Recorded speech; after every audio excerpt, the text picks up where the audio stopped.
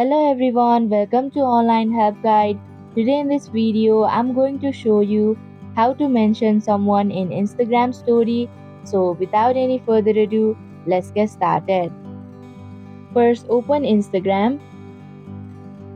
Now go to the story that you had posted.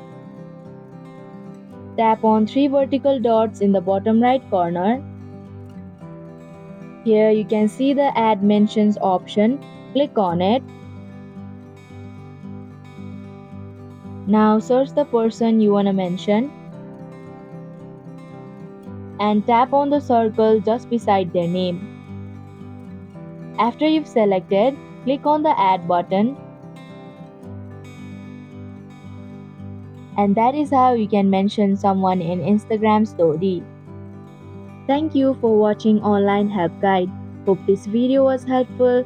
If it was, then hit the like button and comment down if you have any questions or feedback. Also, if you are new to our channel, subscribe and hit the bell icon so that you don't miss our upcoming videos.